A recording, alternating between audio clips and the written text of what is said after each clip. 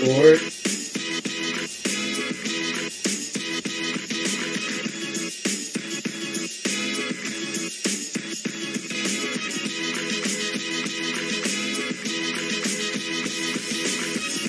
All right. All right. Well, here we are. So I am the face and the voice behind Corner Arcade, and I'm here with one of my boys, a man who I will be working with a lot with the Corner Arcade, but also a representative of the wrestling community, the internet wrestling community, like me. My man, boy, good to talk to you as always, Marvin. Uh, Good to see you, my man. We had a wonderful, I think, AEW. Gotta say the least part of it I felt was that Lance Archer match and Eddie Kingston. It was like out of all the matches that night, that was not like the high point. I, I'm sorry, I had to say it. All right, well, fair enough. it was And full it was a good match, but I'm just saying like out of all the matches that came out, mm, Well, full disclosure, so we both watched AEW tonight separately, but we both recorded NXT, so I'm gonna try to watch NXT if not tonight, probably tomorrow, and then we'll probably talk about that too.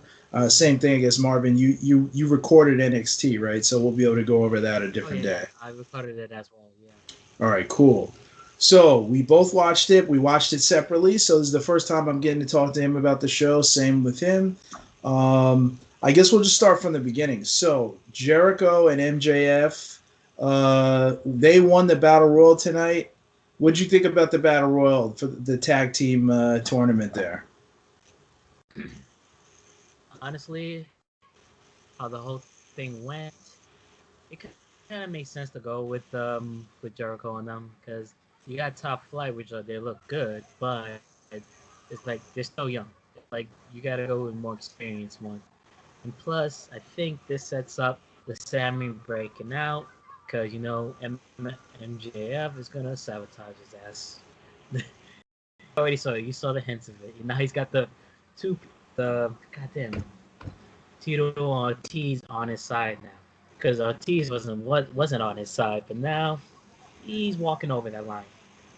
They have been teasing the Sammy Guevara breaking away thing for it seems like forever, you know. And I will say this about AEW: they do like to tease things that makes the smart mark fans like us, the guys who've been watching wrestling for a long time, it makes us think that we know, and then they'll pull a swerve on us. That's good. You come into the light a little more there. Yeah, but put on my camp light. but I really do. So I will say that even though I think we're both smelling that he's going to separate from the group, and they hinted at that a while back when Matt Hardy caught him in the hallway and told him basically you need to separate from Jericho and all that. But they might do something different because they are pretty good at pulling swerves. So I'm going to give them credit and say that as soon as I'm convinced it's the moment Guevara is going to leave the group, somebody else is going to leave the group. Something else is going to happen. I'm going to say this just to throw this out there, right? My biggest beef, well, first of all, my only issue with the Battle Royal is the timing of it. Maybe it's not their fault, but you just had the Royal Rumble on Sunday, which we could talk about a little bit later or talk about in another video. But it seems like, okay, you just had the Royal Rumble. People are talking about the Rumble, talking about Edge and all that. Then you do a battle royal. It's like you're kind of following the wake of the Royal Rumble. It's not identical, but it's pretty much the same idea, except for you had tag teams and they had singles. I don't know if I would have maybe done this at a different point, just because it looks like, all right, you're following them. Like maybe do a cage match or something else. You know what I mean? It's like the Royal Rumble is the original and ultimate battle royal in the eyes of many fans. So to follow up a few days later with basically a Royal Rumble 2, I don't know. That part is my only question about the match. The other thing I'll say about that group, though, the Inner Circle, I just feel like Wardlow is marginalized. You know, he spends most of the time in a suit. He doesn't get a lot of ring time. He obviously never gets to talk. And now that MJF is in the inner circle, he matters even less because it's like, all right, his Sure. boy, his bodyguard is not really the bodyguard for the whole team because they already have other guys. So I just worry, like, I see Wardlow as a main event player, and they don't have a lot of main event big guys. And they have guys in the wings, they have mid card, they have younger guys. This is a guy who I think needs to separate from this group so that he can start getting some work in. I really, Again, what you were talking about, like who was going to swerve, you would think it'd probably be Warlow because yeah, he was thinking about firing him back then. maybe But when Sammy leaves, he goes with him. yeah, don't try to do a group. It's like they got too many groups right now to begin with. Mm. They're And trying I think freaking Matt that's Hardy's trying to get Hangman Adam Page there. He should have stayed with the goddamn fucking goddamn the Dark Order. They would you know, have funny videos. The videos would have been funny. and you know what, that's a funny thing too because Adam Page, they've been teasing the Adam Page lone wolf thing for so long. It's borderline annoying for me now. Like I'm just like, all right, man, either join a group or don't. But it's like every other week he's got a new girlfriend basically, and I gotta watch him be courted over and over and over. I don't care anymore. You know what I mean? Like, look, Adam Page, I got two things for you, buddy. All right, Hangman. All right. One, I'm digging the Barry Windham version 2. I feel it. All right. All right. So your look is good. I would say put on a little bit of weight because if you bulk up a little bit, you'll look more like a main event player to me. All right. Just from the generation I'm from, you're like, if you put on a little bit of upper body bulk, this guy, like, if he got Oh, big the sounding way, like Vince right now. You're or sounding like hey, Vince right now. look at Cody, man. Cody's got a little thicker. To me, he looks like more of a superstar now than what he did Yeah, 4 years ago. he's the same size. No, Maybe a little bit bigger. Cody's He got got a Cody little filled bit, out, but not man. like big. I think he filled out. Not that big. I think for Adam Page to be a world heavyweight champion, he fills out a little bit, not a lot, just a little bit, and he's got to settle in somewhere. Like, forget about the groups if you're not going to join a group. I want them to focus on him moving forward because after Kenny, when he and Kenny broke up, I mean Kenny's gone like this, and Adam has just been like fluttering. I mean, you got to admit, like if you compare the two, Kenny's been on fire since they broke up. Well, think about it. I think of it at the beginning of AEW. Page was at the beginning. Pretty much, they were thinking that he was going to get the title. Then they swerved on him because he wasn't over yet. If he was over like he was now, he would have been the champion instead of Jericho. I think They didn't you're have right, that recognition at that time. and I think one way you got to get him over is you got to settle on something and let him go to work. The way Kenny went to work right away. That first night that he was a singles wrestler and he came out and I forget who he wrestled, but his style in the match was more aggressive. He looked more like the cleaner. They Oh, slowed down because his he was turning entrance. heel.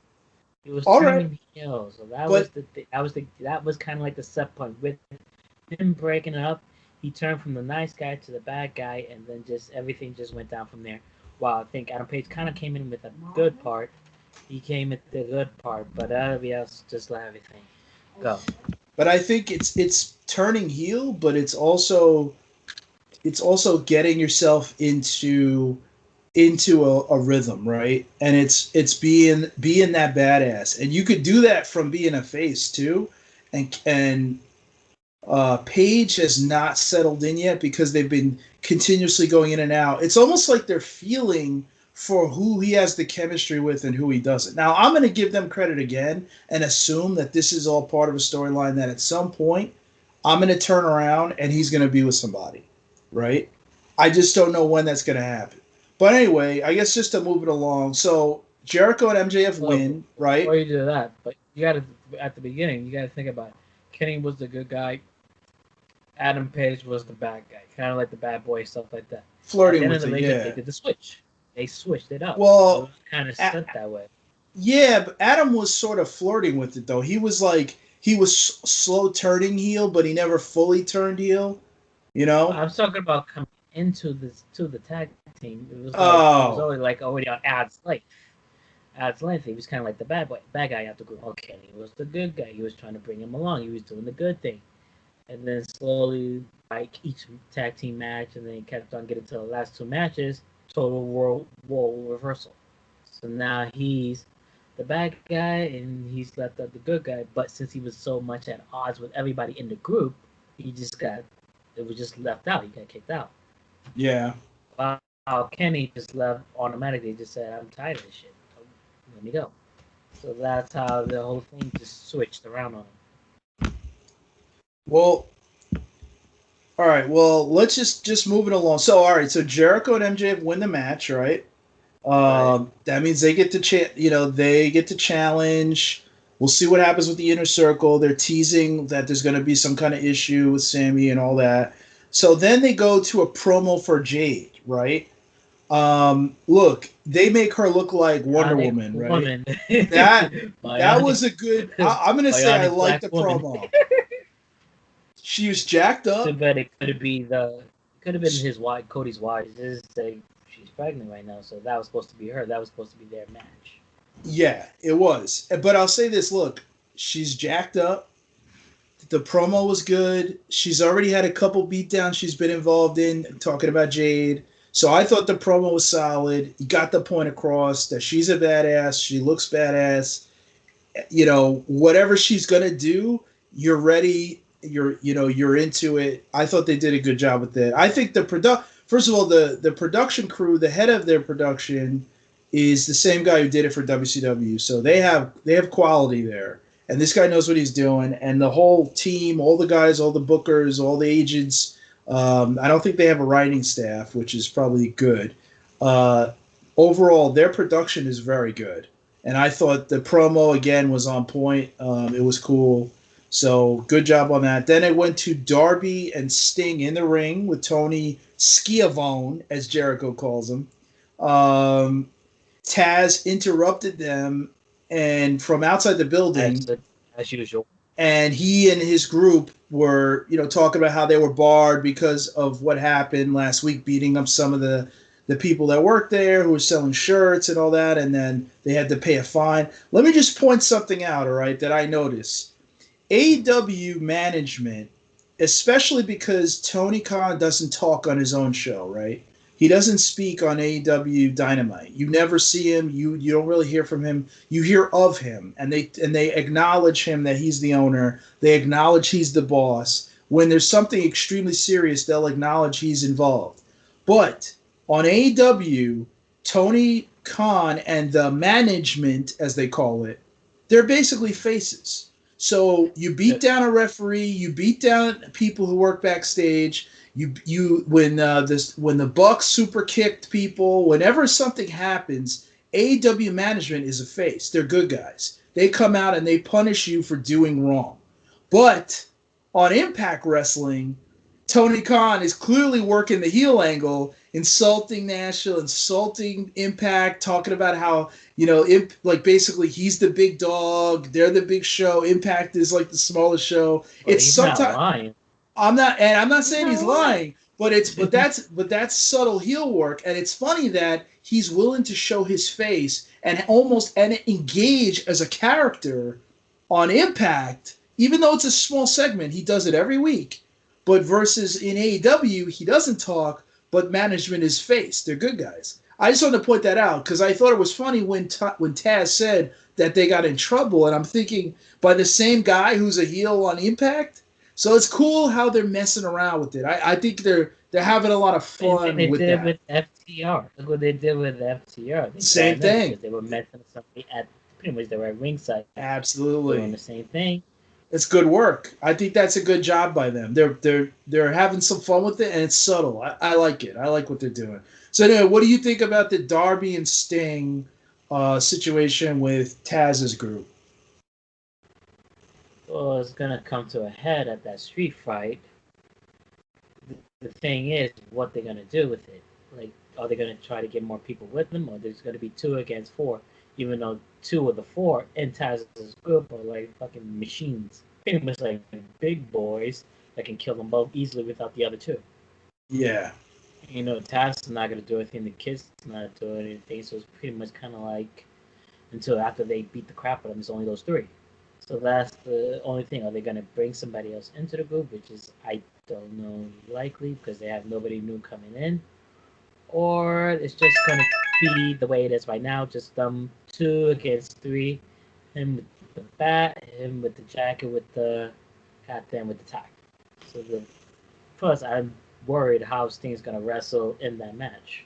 That's what I'm wondering too. I mean, I'm just gonna guess that they'll get somebody involved. I don't know who. It might be a good opportunity to bring in one of the guys from Dark, bring up a young guy just to help out supporting cast because again, you're right. Like Sting, I don't know how old Sting is. He's got to be 60 by now, I would think.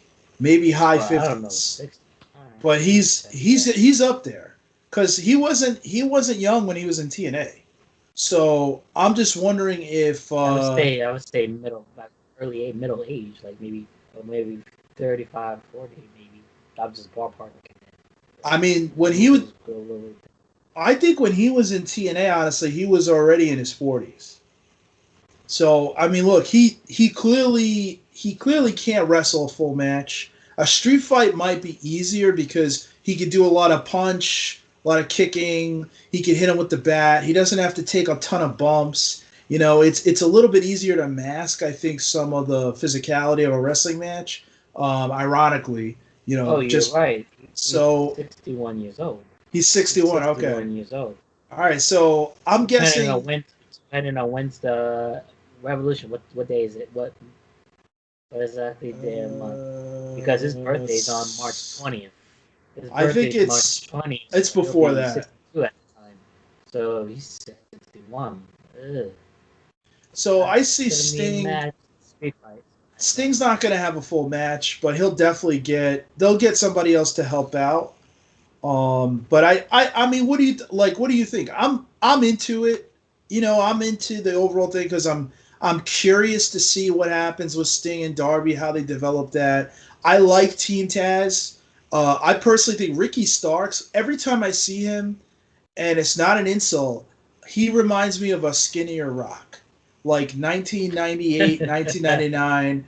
The glasses, the haircut, just the way he moves, the shirts he wears. If The Rock was like 100 pounds thinner, to me that's Ricky Starks. Again, not an insult at all. He's Oh, great on the mic. if He's you a want to great see more athlete. of Ricky Starks, you show the beginning of NWA wrestling I because at the liked him beginning in there, you NWA. felt that he had the same bravado, everything there, and plus I think Yep. he had one of the titles for a little bit. He lost it to I forgot the name guy, so forget about that.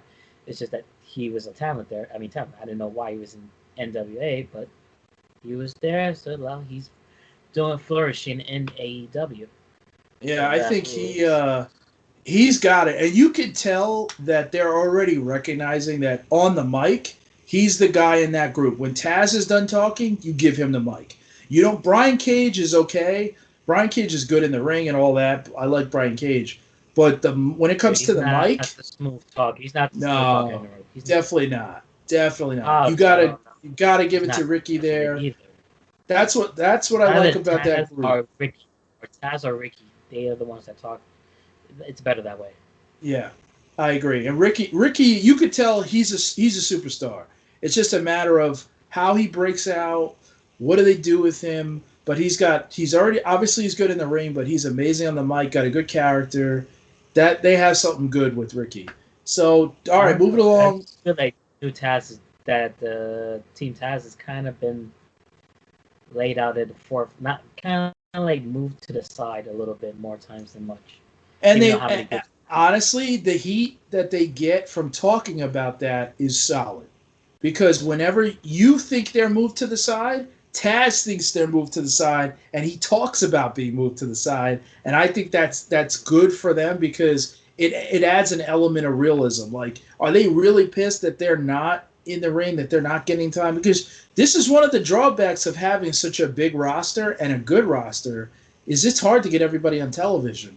And by the way, Tony Khan admitted, and he admitted this a year ago, and he admitted it during the great interview he did with Conrad Thompson and Eric Bischoff, that they have already approached them about a second show. It's done. The question is how and where are they going to do it? Dark, I mean, maybe that'll everybody get moved knows to why they had a network. second show. They I just understand. don't know. I heard Yeah, they were I going to have understand. Renee Young on there, and this other person was on WWE. I think goddamn, Mamma Mia, the guy who says that. Those two are supposed to do something with that show. Supposedly, I don't know if it's Yeah. set in stone. But see, They that's the don't know what problem. they're gonna do with it. You don't have that second show right now. You only have the YouTube show, and you have a large roster. So the question is, how do they get all these guys on television, give them good airtime? I don't sit there every week and think about the guys I'm not seeing because I usually enjoy the show. So I'm not Right. thinking that way, but I understand if you really love Team Taz and if you are Team Taz, hey, I need a little bit more airtime. Hey, I got two blue chip stars. I got Brian Cage, I got Ricky Starks. We need to be on television. So I get it. I think they have enough of a roster to fill out an hour second show. I really do. When is that going to happen? Who knows? But I just think, just talking about that, how you mentioned they're off to the side, that's a perfect example of how they could easily be at the forefront of a second show. Maybe on TBS one day. I think that'd be awesome. But They what did can you think about go big. what did you think about Britt Baker versus what's her name? Thunder Rosa? I know you like Thunder Rosa. I No, mean, you know about her from Impact, right? Because no, obviously Thunder you're. Rose, yeah, she's good. What do I you watched think that. about that Yeah, match?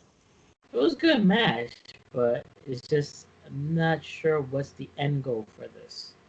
It's kind of like it feels like they're how can I put this? Like stretching it more than it needs to. I mean, I don't know the end result because they know that pretty much when Thunder Rosa beats Britt Baker, there's nothing else to do.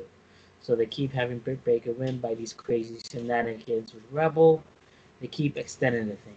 And I remember how they had her going against a feud with Big Swole, and that kind of little fizzled out. If you agree with me on that, it kind of Mm. fizzled a little bit. And now they're doing it with Thunder Rosa, even though Britt's like a star. Like we haven't seen that even though she's brand new. So we've seen the ring work is kind of not up to par, but her on mic skills is the best. It's just that So what they're gonna do. I keep thinking about it. This is what I think with Britt. I don't think she has great chemistry with a lot of these people she's working with. I don't know what it is, but the chemistry isn't there. It's not like Rock and Triple H or something. She's clearly the heel. Her character's awesome. She's great on the mic. I love everything that she does. But when she gets in the ring with some of these people, it's like, there's just something missing. What I think is missing is the title. I think if she was a champion, it would bring so much more heat because she's not the best wrestler.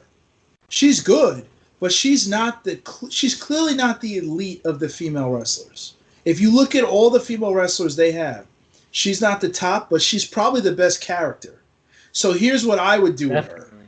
I would put the belt on her because she's not the best and let her piss everybody off. Let her make the fans upset, let her make the other wrestlers upset.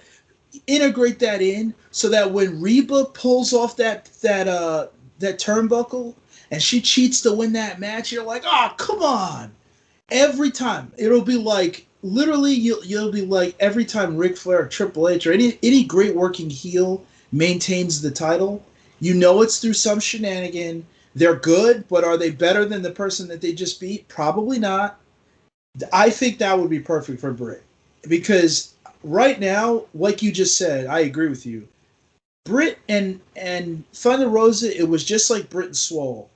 It, it was there was chemistry, but it wasn't perfect. I think it's even less with Thunder Rosa, and I think what's missing is the title. If that was for the title, or if Britt had the title, to me that would be perfect because then Britt could be a horrible, annoying champion and you know she's not the best. She knows she's not the best, but she keeps finding ways to win because she's the Doctor DMD.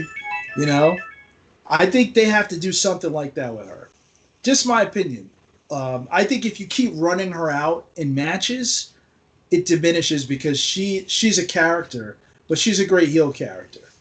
So I'm with you. I thought the match was good. The work is always going to be good with Thunder Rosa. I just thought that that's the element I would add to that match, and really to Britt.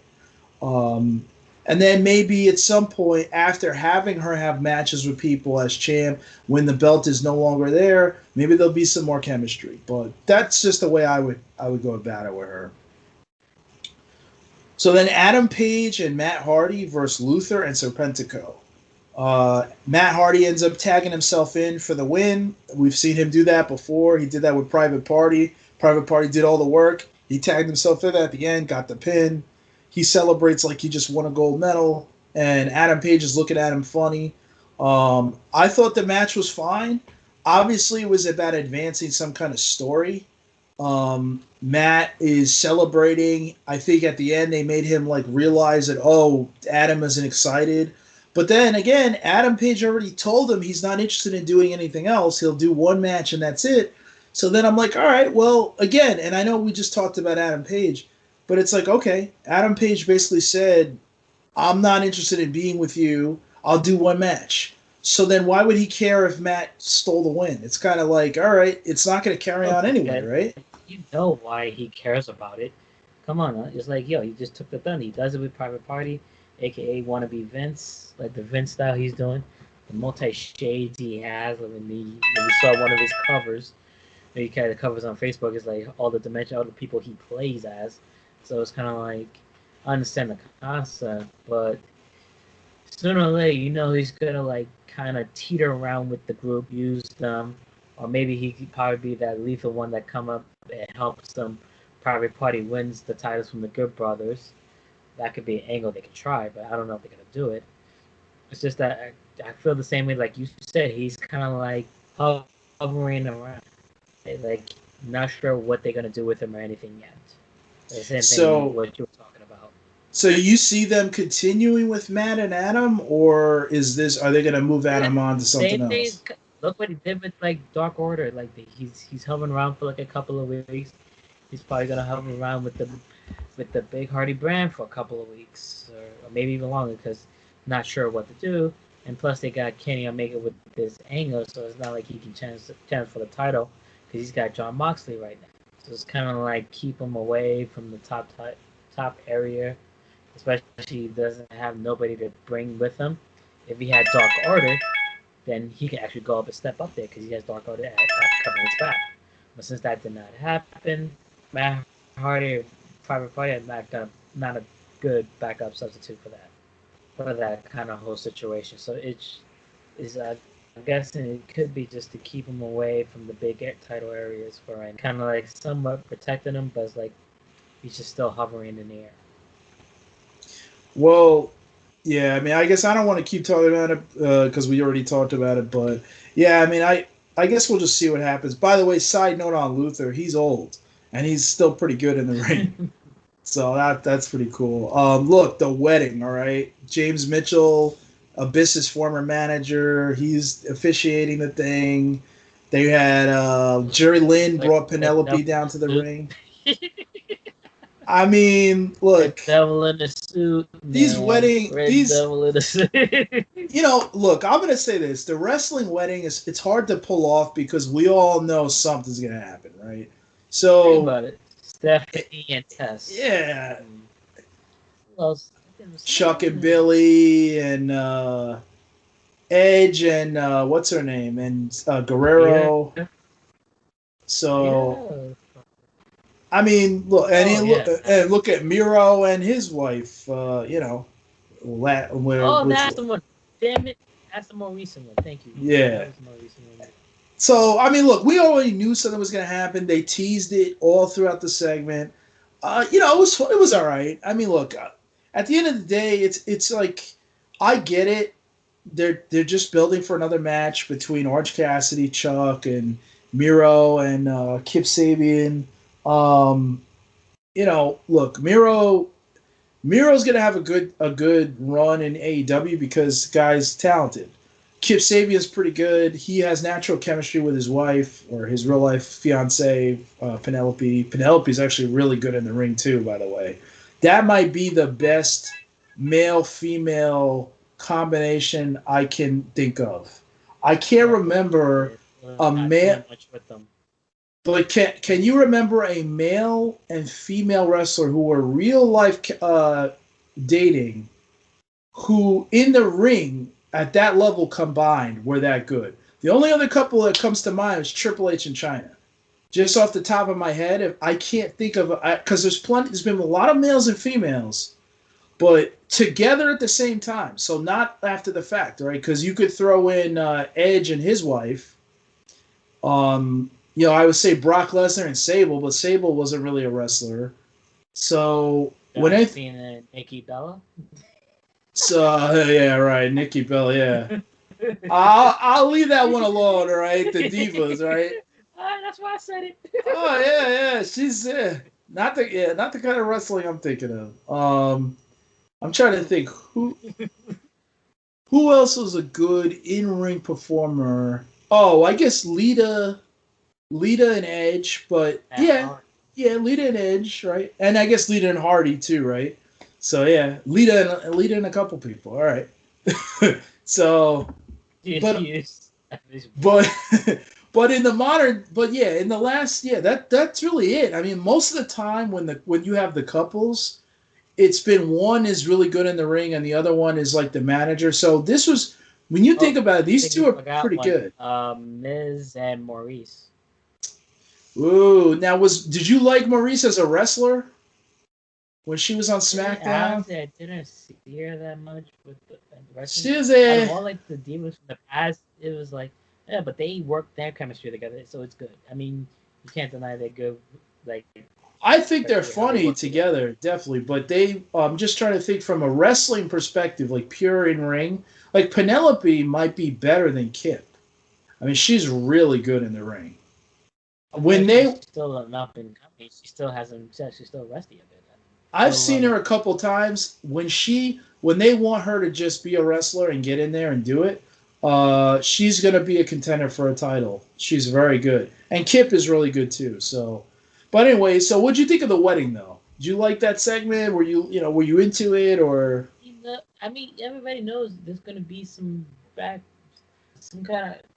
of angle that someone's gonna mess up, and then the wife's gonna go through the cake. The husband's probably gonna get smack, choke slam, or something like that. I mean, it's always happens. So it's kind of like you're expecting who's it gonna be.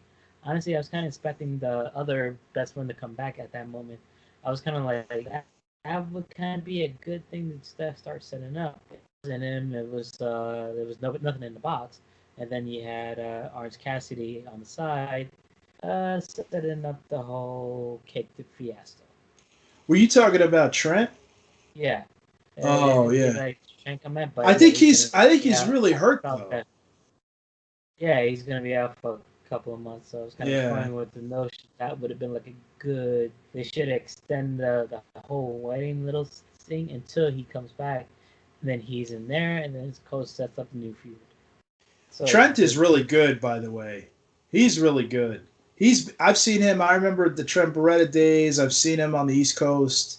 He's been good for a while, so it's cool to see him on TV.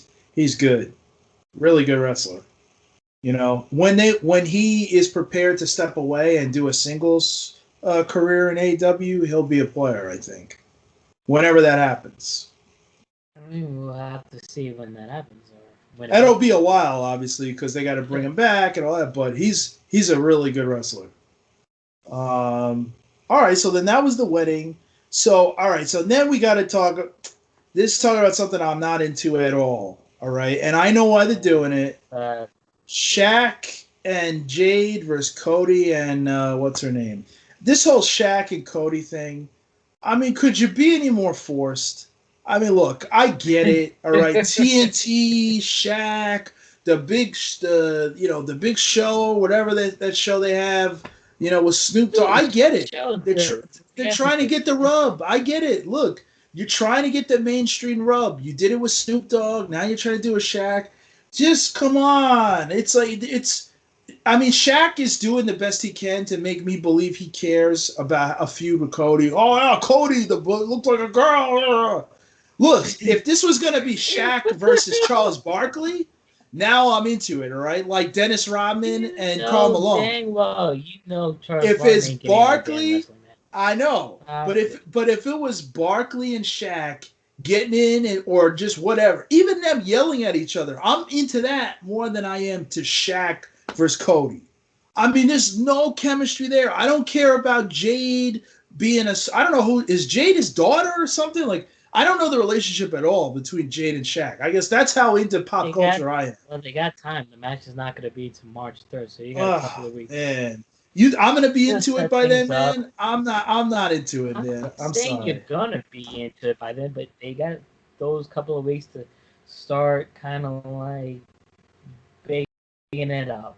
Plus, Well, they don't want Cody because Cody can't go into the title picture, and plus he can't go for the TNT Championship, so he's gotta have some kind of mid thing to go for.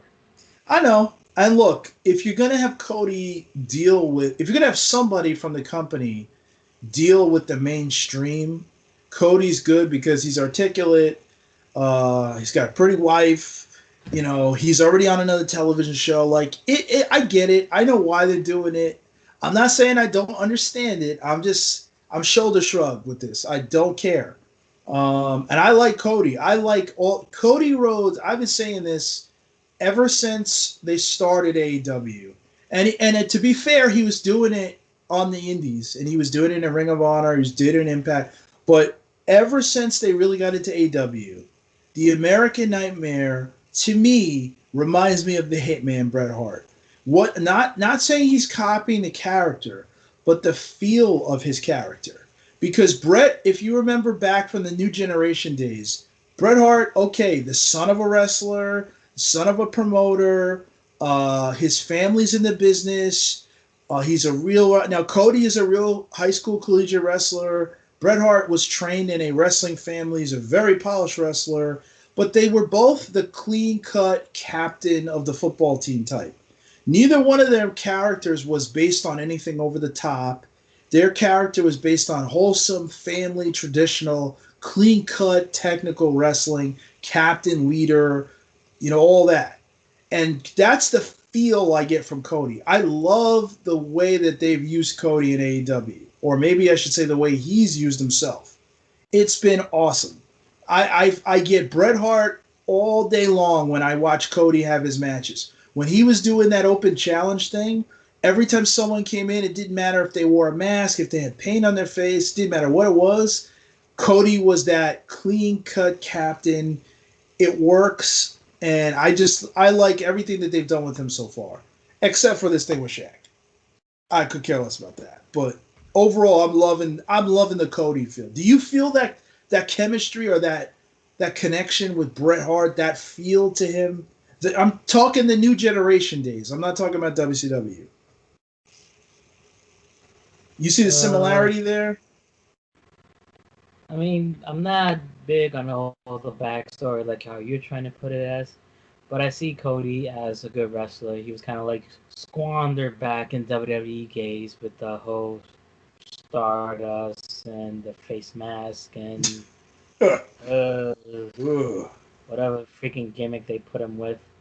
Like kind of like, and then I think did he have a title in the WWE? He ever had a world title?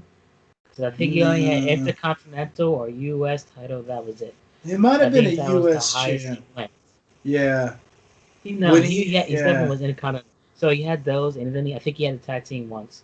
So it's like he had Yeah. all the belts except for the World Championship. So that kind of tells you what was going to happen then.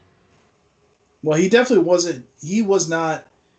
He might have been ready in his mind, but I mean, to me, the character, the work, everything has come together perfectly since stepping away from WWE. His whole time leading up to AEW, when he was on the Indies, when he was in Ring of Honor and Impact, all that, New Japan, it all worked. To me, I feel the connection.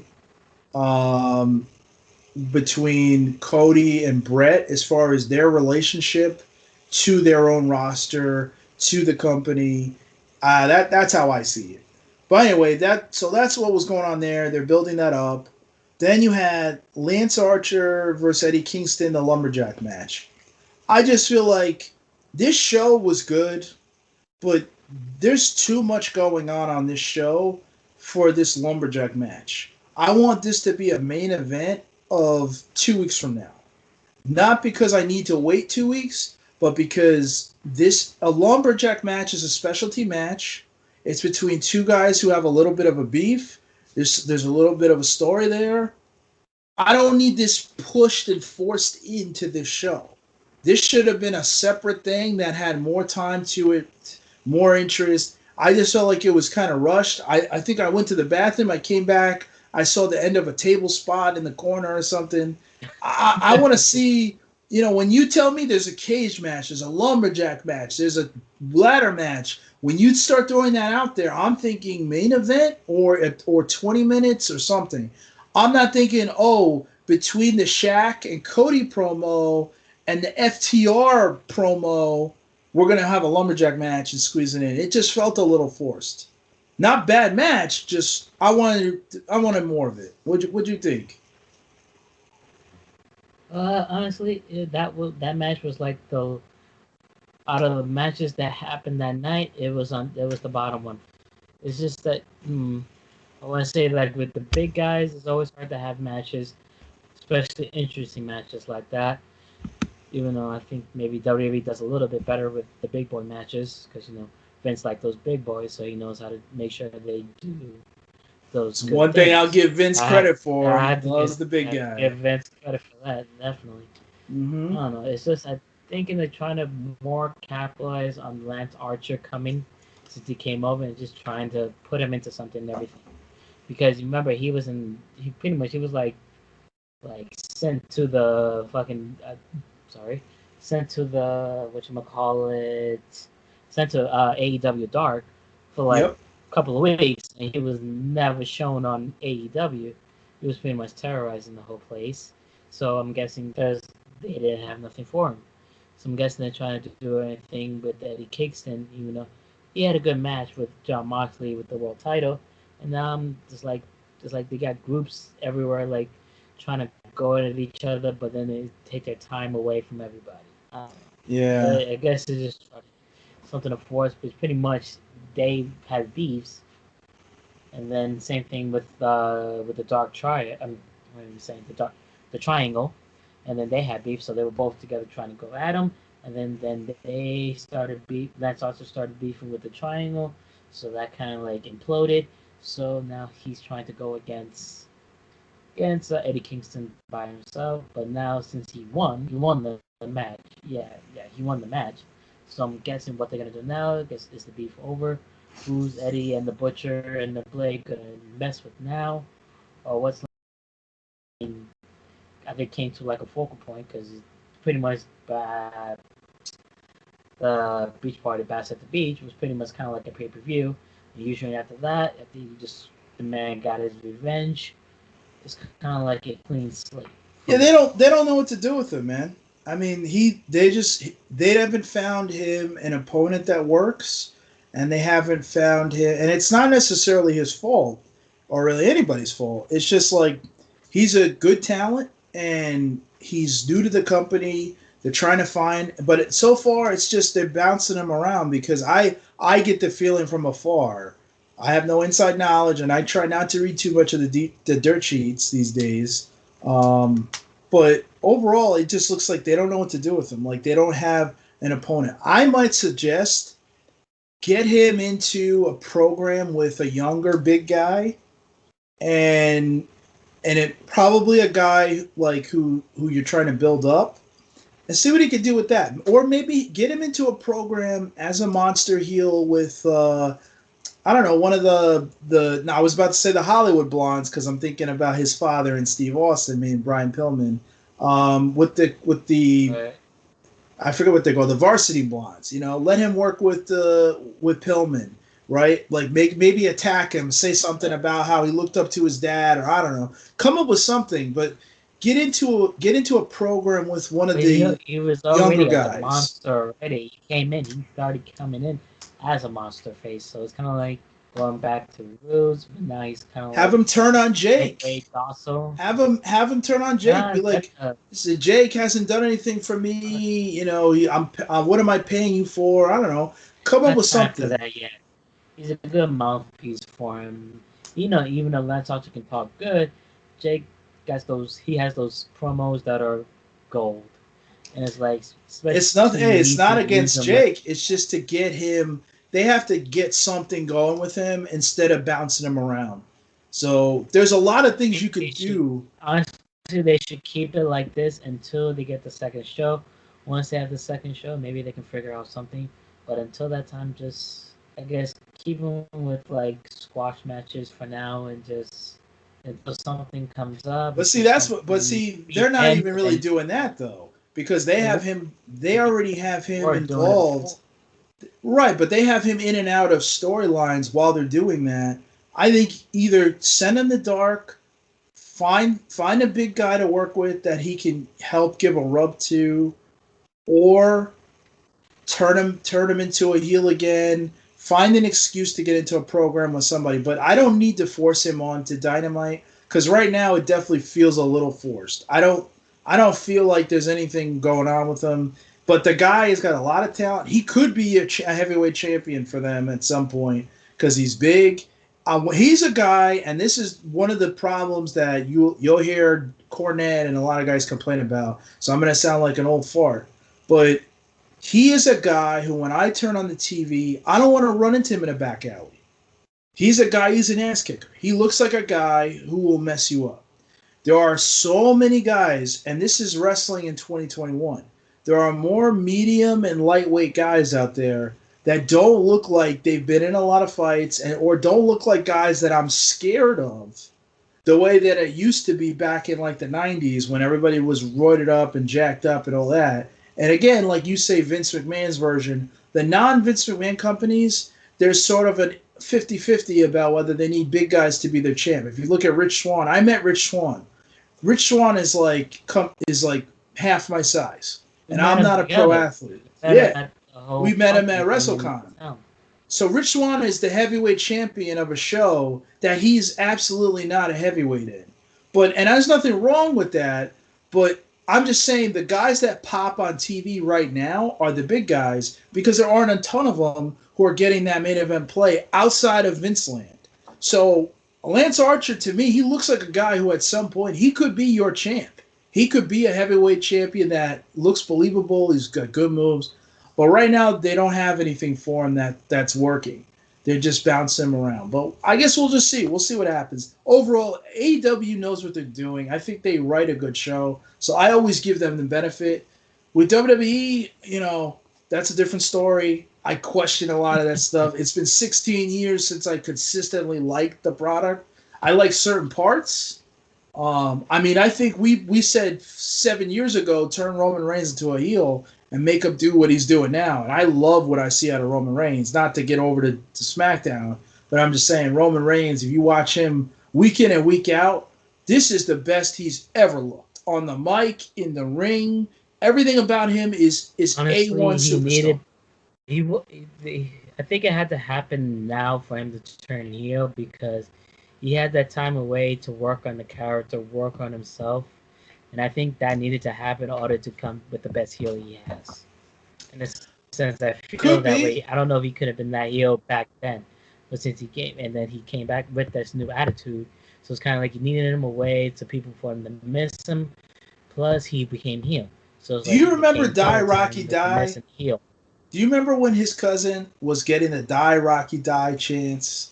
People hated The Rock because he was a baby face who the Vince McMahon was trying to convince me to love him, but it was annoying, right? He even had a tag match with his dad, and like they were just trying so hard to make you love this guy. And then they let him turn. They let him talk about the fans. They let him be a jerk. When Roman Reigns is cutting a promo, and again, maybe he just worked on his character. I have no idea. But when Roman Reigns is cutting a promo now, and he's saying about hey, he's the head of the table, and he looks at the wrestler, but he's looking at everybody, and he's like, I'm the man. Of course, I'm the man. That look on his face, that arrogance, that conceited tone. Oh man, that's gold. This guy has struck gold. And whether he worked on it or not, maybe Bischoff, maybe Bruce Pritchard, maybe Vince himself, maybe The Rock. I don't know. Somebody worked with this guy, or maybe they just tapped into his frustrations because for years and years he has had to sit there and play this baby face when the fans were not into it. And there were always moments when I felt like he was going to turn, but he didn't. And now I just feel like he has just hit home run after home run. He's the reason I watched SmackDown, and I was out on WWE. I was out on SmackDown. He brought me back in, man. He really did. I love watching Roman Reigns. And I'll tell you, credit to Vince, credit to WWE. AEW, they have it in Kenny Omega, but Roman is better at it. As good as Kenny is, Roman is actually better at it, I think. And Kenny is damn good. Kenny is a reason to watch AEW. But Roman is just, wow. Just Hank Aaron out of the park. All right, so then FTR kidnapped Marco Stunt. What'd you think about that? Is there anything there? Or I thought they were going for an angle with it. I mean, they're working an angle with the jungle, with the Jurassic Express with FTR, so they got their little storyline going on. The kidnapping, yeah, it's nice. I mean, of course you can kidnap freaking Marco Stunt. Come on, like, I know you hate him, so it's kind of like, it's not that hard to kidnap him. Oh, Marco Gross Stunt? What are you talking about? I like Mr. Marco Stump. What do you mean? Listen, he's good. He's growing. He's growing on you. Come on. He does decent moves. He knows how to move on. So it's not like he's a total. He's not like that. What's that dude? Like the no chin. Hornswoggle. Yeah. He's better than Hornswoggle. Oh, it's bad they see you compared him to Hornswoggle. See, I wasn't gonna go there. I didn't compare. I'm saying he's better than him. He is better than him. Especially with moves in the ring. Sure, he is better than him. If you're going to be a short dude, you got to bring something to me. He does. And it's only time will tell he can get better. He can get better. He get more muscle on the plate. You don't know that yet. I'm not going to make fun of Marco. I'm not going to make fun of him. I'm just going to say everything he does, it doesn't look like it hurts. I'm not making fun of him. I'm just saying everything this guy does, it doesn't look like it hurts. I respect everybody who's a wrestler because I'm not a wrestler. I know it's hard to be a wrestler, and I'm not meaning any disrespect to people who go in that ring because it's hard. That's a dangerous job. So I respect the fact that he does it. But here's where I agree with Jim Cornette. I think it's embarrassing to the wrestling business to have somebody at his stature get in the ring, and the first time I saw Marco Stunt, the first time ever was at that first AEW show. And I thought he was a kid who they let into the show. I didn't realize he was an actual wrestler. And and I'm a wrestling fan. So if you're a casual fan who they desperately are trying to get to watch, and you turn on AEW and you see Marco Stunt, forget about the fact that there's a 6'6" guy wearing dinosaur mask. That part, I think, if you're watching wrestling, you could forgive that because, okay, maybe it's part of it. But when Marco Stunt knocks somebody down, that's when the guy says to his friend, dude, how stupid does that look? Now, you don't care because you like wrestling. So you have a lot of forgiveness for this stuff. But if you're the casual fan and you're like, I haven't watched wrestling in a long time. Oh, wrestling's back on TNT? Oh, cool. Let me check it out. Check it out. And you see a 4'8" guy knocking over a 6'8" guy. Come on, man. Every move he does, it doesn't look like it hurts. I hate to say it. You know, maybe it sounds mean. The guy is a good athlete. He's probably a better athlete than me. That's not saying a lot, but he's a better athlete than me. But look, everything he does, it doesn't look like it hurts. It just doesn't. It looks like if I met him in a back alley, I wouldn't care. All right, every move, man, because he can't knock anybody over. I got a question for you. He's either would you have Marco Stunt or Leva Bates? Because I seen Leva Bates. How tall is Leva Bates? I know she's trying. You never saw her in any of her matches. Like, how tall is she? I think she's taller than the 5'6". Than Pretty Avalon. Something like that. She's taller than Peter Avalon. I know she's like a little bit taller than him, but not like it's not like growth spurt thing. I like But you Avalon, seen her by the matches? It way. was kind of like that. That's an underrated wrestler, by the way. You ever watch him in Championship Wrestling from Arizona when he's professional, Peter No, Avalon? no, but I Oh man, no because he I listened to a podcast. He was on the podcast with Jericho, so I listened to that, and then I heard so. So it's kind of like okay, he got something. I gotta sing. I he's kind of like him good. with this pretty Avalon thing instead of the librarian thing. That was kind of like that was going a little, I think what I happened, felt honestly, there's a the sense. gimmick. I think that he doesn't own the gimmick.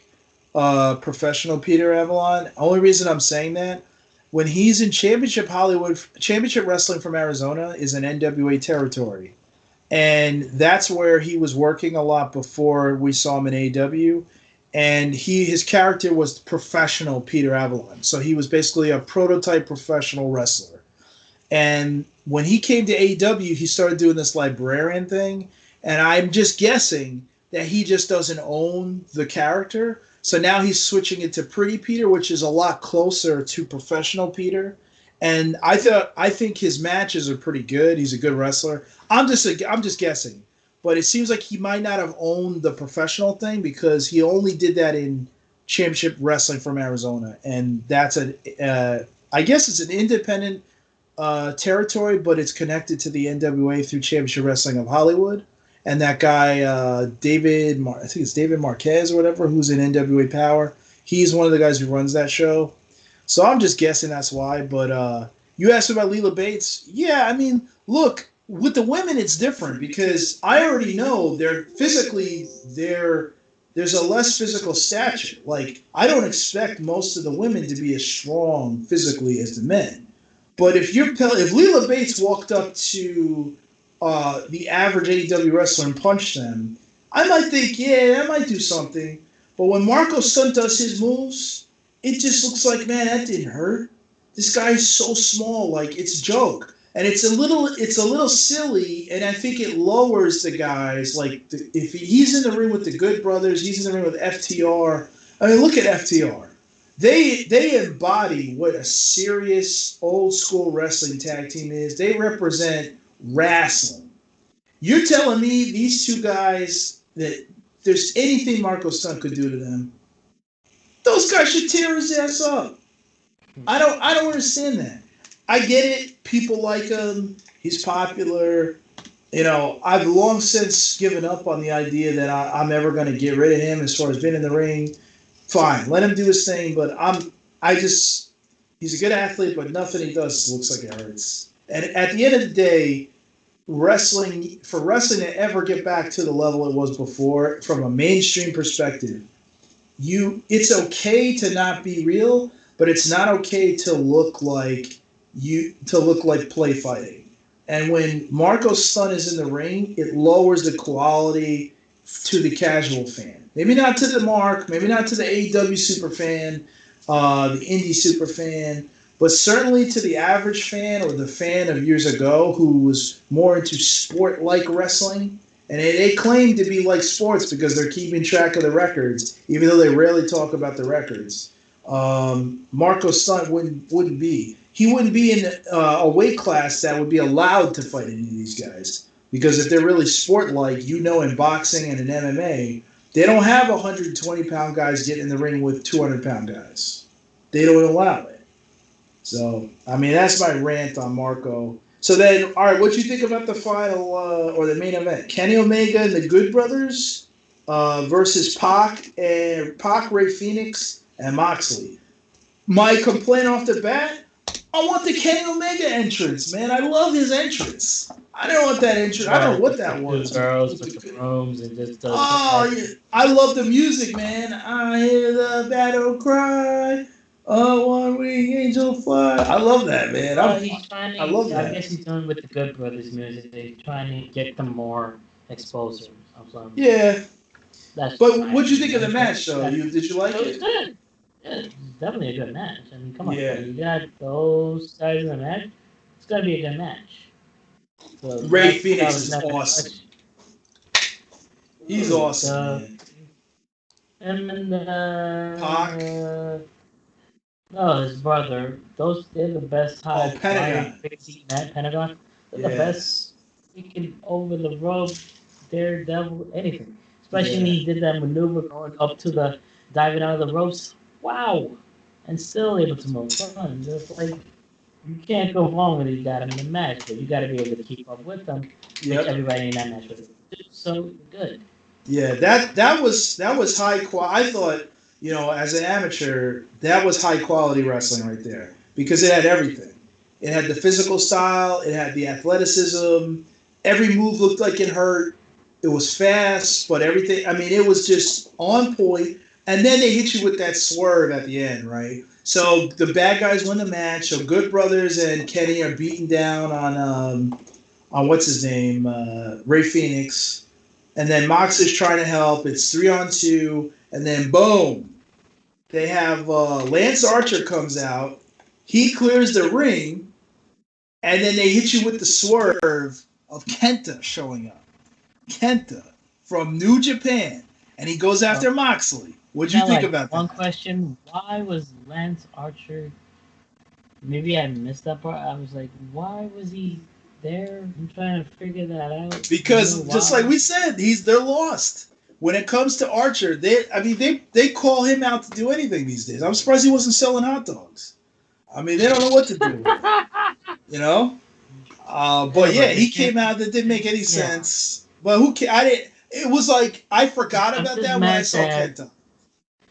I'm just mad that when they put them there, it's like I can't watch their matches like on the regular. Like I gotta catch at certain times or certain websites.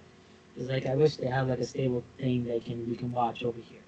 That kind of You pisses me mean off. with the They Good had the thing Brothers? over. No, no, I'm talking about no, I'm talking about New Japan generally. They had like a little flip. They had a show here that they were showing like weeks, and then that stopped. They go to That's your States now. boy. You can watch Hey, like TNA. That was that's Impact your Wrestling. yeah. Your boys on Impact, man. They killed it. Cause look, I when I lived at my other place, I actually got Access TV. So and I had the channel Impact used to be on, which I'm blanking on right now. But Pop. well, I had I Pop, think it but was I Pop. also had. They were on a channel that nobody had. It was like way up the dial. That was when me and Karrion Cross were talking about at WrestleCon back when he was Killer Cross. Because he stopped me because I had that channel and he recorded. He made me send him a Whoa, whoa, whoa, recorded whoa, whoa, whoa! message. That was Killian Cross. When Yeah, you were talking to him, we were all holy yeah, Oh God, Killer Cross. Because that was I him. so full. So now I'll tell the story because we talked about it, right? So we're on the second floor of WrestleCon. Killer Cross is at a table because I actually watched Impact every week back then because I had this channel, and I still can't remember what channel it used to be on. I should actually look that up. So, bear Uh, with me. Impact I know what you're talking about. Wrestling. I got the forgot the Let's see if it says it on. I had a cable package when I was living in another town in New Jersey, and I had this channel for some reason, right? And I was like the only person who had it. And honestly, they had nothing but like church previews and random things, fishing, and then they had Impact Wrestling. So this was the bottom for Impact, right? A TV show that used to be on Spike, which is now Paramount, was bumped to this network, which is sad. But anyway, so they were.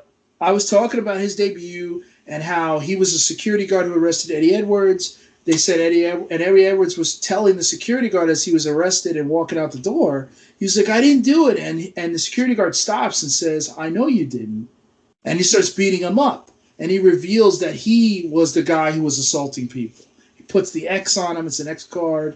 And then the next week, he debuts as Killer Cross. So long story short, I told Killer Cross this. He could tell I was into it, and then I mentioned I watched him on Pursuit, and he goes, "Wait, you watch us on Pursuit?" And he starts looking around, and he points to his girlfriend and one of the other TNA wrestlers or Impact wrestlers, and he goes, "This guy has Pursuit. Do you believe it? This guy has Pursuit." So I was like, "Oh, what's the big deal?" He goes, "Well, you're the first guy at a wrestling convention, and this is 4 o'clock in the afternoon." He's like, "I've been here since 9 a.m. And all these wrestling fans, you're the first person, because we've been asking, you're the first person that actually has the Pursuit channel." And he said that he and other wrestlers were actually talking to management about how they have to get on a better channel because nobody can see them. So what he made me do was his girlfriend said, "Is it okay if we record you? And I'm going to send this to Don Callis." So they recorded me saying on their phone, "Hey," in a video, like a video recording of me saying, "Hey, I'm a fan of Impact Wrestling, blah blah, and I watch you guys on Pursuit, blah blah blah," as a joke, just to show Don Callis that nobody had that channel. Credit to Don Callis and Impact because about 6 months later they got the deal where they actually their parent company bought Access TV. Access TV then ended their relationship with New Japan Wrestling, and Impact is now on Access, which is a huge step up from where they were, and the rest is history. But yeah, that's a random story about WrestleCon, Killer Cross, who's now Karrion Cross, and then the irony that he leaves Impact on not so great terms, I guess, but he leaves Impact and then they end up getting a better channel. So who knows what he would have been able to do on Impact if he had stayed, but he's doing well in NXT, and they're doing well. So, but anyway, yeah. So it was really cool. I thought the ending to this match was awesome. Seeing Kenta come over, I guess because Moxley has the belt, so he's got the IWGP title, and Kenta has match. Yes, so Kenta has the right to challenge him because he has the briefcase. So he's the number one contender. I thought that was pretty cool. Gotcha. Is he officially going to be with them all the time and all? Probably not, if I had to guess, unless they have a relationship that we don't know. But then here's the other thing I'm wondering, right? And maybe it's just like one of those things where enjoy it while it lasts and then don't worry about it. He's got the Good Brothers. He's got Don Callis as his manager, and let's pretend he's got Kenta. Well, all these guys work for different companies. At some point, It's over.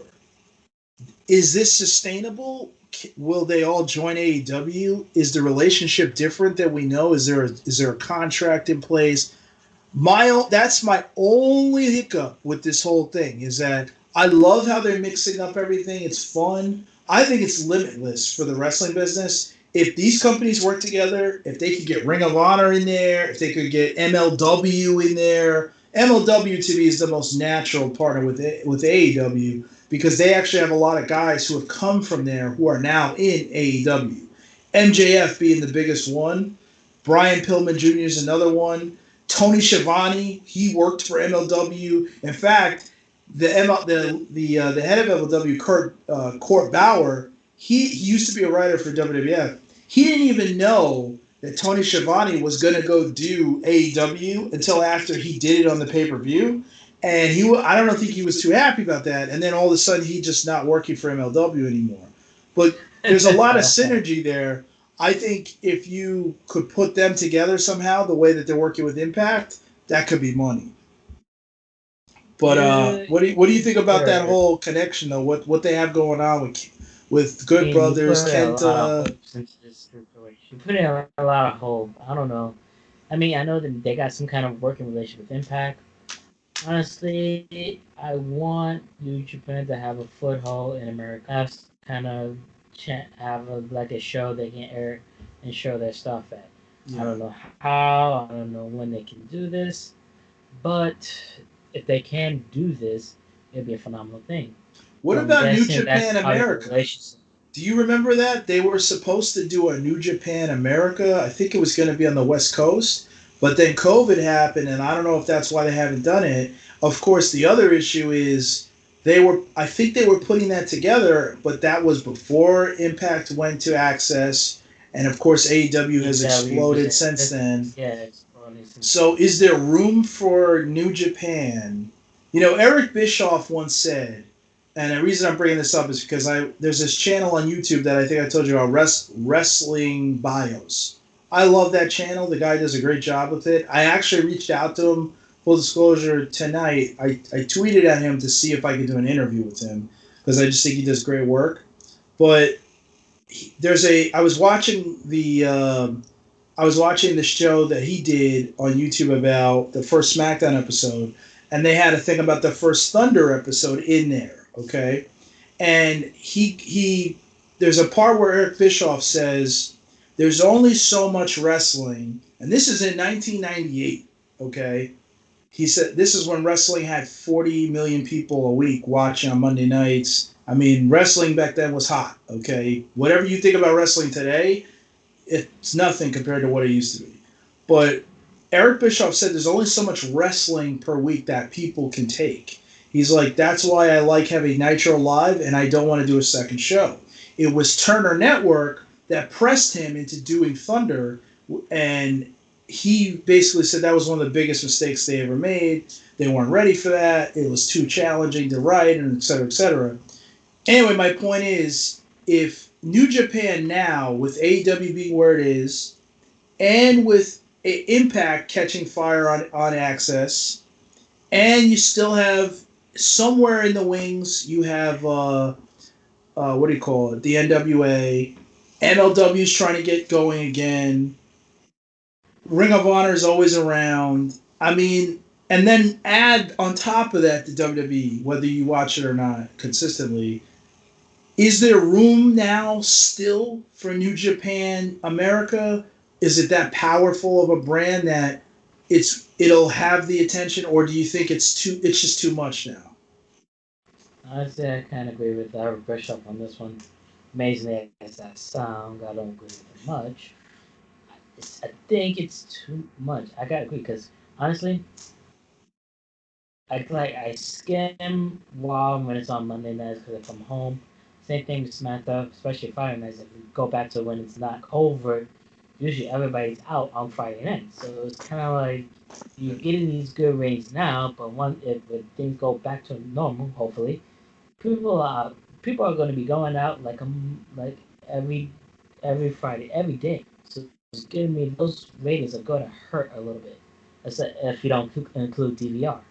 And especially you got that, but then where would you put New Japan? I think it's honestly, especially with if WWE didn't have 3 shows a week, then New Japan could come in.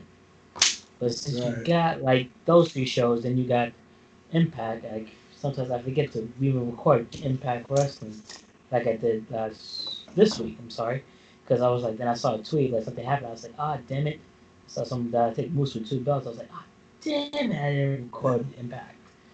So it's just like It's a it's just lot. too much a week, and that's Yeah. even right now because of COVID. I'm not working as much. Imagine I'm starting to work again. And you start working more again. It's not sustainable. If honestly, if you have like 3 wrestling shows a week, that's doable. Because I usually watch a lot of like what culture wrestling, and used to watch pro wrestling. It's like to watch all those shows and make sure you have everything up and ready to talk about it each week is crazy. Especially then you put New Japan into it. It's like some people do follow it, but that's like something brand new nobody really knows about unless you're really a hardcore wrestling fan. But they may have it in because they have Bullet Club. Because every time you go to any event, you see Bullet Club, Bullet Club, Bullet Club, Bullet Club, Bullet Club shirts everywhere. So that may be a foothold they can use to get in and come back and stay in. But it's Yeah. just too many. Especially if they did that, that's like not including NWA and MLW, which is on net, which sorry, which is on YouTube. So that's kind of like 3. You already got the 3 WWE shows, AEW, Impact. That's like 6. Not including the other 2 that are on YouTube. And just trying to watch all that, even though if you're a hardcore wrestling fan, it's too much. Look, I Especially said try this to a keep couple up with years the ago. storylines and You everything. gotta put you gotta put MLW. I don't know how they'll do it, but and I know. Look, it's no disrespect to all these companies because they all have talent. They're all good, and I'm not trying to tell people how to run their business because at the end of the day, these are businesses for them and they have to Exactly. eat. But as a wrestling fan, MLW, Ring of Honor, and maybe Impact Wrestling, they and NWA, they all need to become one company. Either join AEW or be one company. There is no room as a to be. You can be what you are right now. You could be a YouTube wrestling company. You could be a wrestling company that fans go to when they don't have tickets to the bigger show. You could be a wrestling company that trains wrestlers, gives them exposure, and then they move on. But if you want to be a wrestling show on television that is known, if you want to get to ECW's level circa 1999, 2000, you have to merge. Because, like you just laid out, you're a wrestling fan. You have slightly more time on your hands now than you had before. And you can't keep up with all these different shows everywhere. And that's crazy. Like wrestling when we were younger, it was TNT, it was TBS, it was USA, and it was UPN 9. And then if you wanted to watch ECW, I know I used to be able to catch it late nights on Saturday on MSG. They'd have a replay, and then at one point they were on TNN before the WWF moved over there and got them kicked out, which basically ended ECW. Thanks, Vince. But I mean, the difference is though, and it's key. Even though everybody talks about cord cutting, back in the day, you're clicking on the TV. Now you gotta watch the TV, click on the website, click over here. There are too many different wrestling companies. There's nothing wrong with them, but if New Japan also gets into the mix, it's just like you can't keep up with all these shows. And some of these companies have multiple shows, right? WWE has multiple shows. AEW has multiple shows. So it's not even just one show per company. So I agree with you. I really think Well, that AEW has one show technically. If you want to nitpick, they I'm have one counting show. Dark. Look, Dark is bigger than NWA Power. It's not more. Is it more popular? No, but it's bigger. It takes place in a bigger venue. They never had to stop because of COVID. They have more wrestlers. So Dark to me counts. It's a YouTube thing, but so is Ring of Honor. Do you watch Ring of Honor on TV? I don't get their channel. What channel is There you go. They're not even syndicated it? across the country. How terrible is that? I mean, Ring of Honor is just as old, I think, as TNA. I think Ring of Honor started in the same year as TNA. And they're not even on syndicated television everywhere. That's terrible. So I think for these companies to survive, or I should say, if they want to thrive, MLW, MLW, NWA, Ring of Honor, especially, and then maybe Impact, they all need to merge so that they can be one company. And maybe that company is merged with AEW, I don't know. But certainly they don't have the money that AEW has on its own. And none of them on their own have a good television deal, if any at all.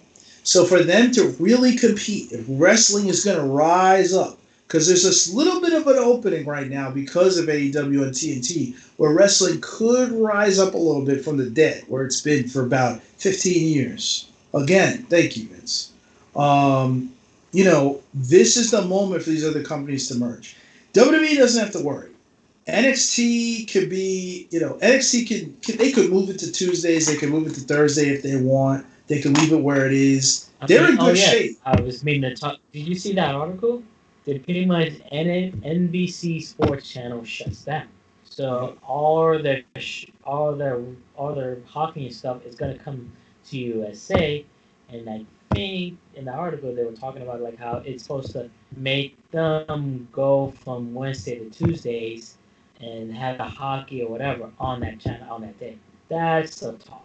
I mean, I'm not saying it's 100% certain, but since they shut down the channel, they gotta bring their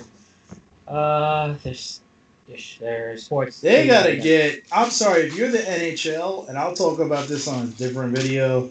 NHL, you gotta drop NBC and go back to Fox. Fox could market the NHL so much better. They have good theme music. It's a hand in glove fit. It's a more violent channel. It's known for that type of sport. NBC to me that was basketball, and they are doing a terrible job of marketing the NHL. So that happens. I don't give that much of Maybe a. this is the foothold though, because we don't. Obviously, I don't know what's going on with New Japan and AEW. Like I read No, something a and while ago that plus, they didn't have a what happened with relationship. We forgot to bring up the women's champion tournament, women's championship tournament, Yeah, they had a bunch of women from Japan. Yeah, I saw that. and that's the thing. They pretty much with COVID and the air flying, so it's kind of like restrictions. So it's kind of like until that gets kind of like somewhat not knowing what's going to happen, not restricted or not, that can mess up any kind of deals they try to do. In that Well, I sense. mean, we'll see, man. I think it'll be cool to see what happens next week. Definitely, they got our attention with the Kenta thing. So anyway, it was good recapping this with you. We're gonna obviously our plan is to do Yeah. some stuff. We'll go over do some stuff with some games. Do some stuff with going to some game stores, some interviews with people and all that. So we'll have some fun with this. But good job. First recap of tonight's February 3rd, 2021 AEW Dynamite AEW Beach Break recap and chat. So yeah, man, good having you on and good talking Good. with It's good. Good talking to you as well. We're gonna keep doing this. We'll see. We gotta see what we can. I guess we're gonna try to do the NXT one. We'll figure out a time we can do that. you. Yep, I'll sit down, have to watch it. Probably be doing some homework, have it on in the background, take some notes, and we'll talk about that. Talk about NXT, and maybe someday we'll even talk NXT UK. I was impressed with it from the other day. I have to say, I saw it the other day. They got some horses over there, man. They got some talent. So it would be cool to see So how that's that nine shakes shows out. now. So that's like 9 shows Dude, yeah, now. man. Yeah, we gotta like it's crazy. Like basically you can do nothing else but watch wrestling, you know? It's nuts. But yeah, man, good seeing you, good talking to you. We'll definitely do this again and I guess to everybody out there, have a good night. Good night, guys.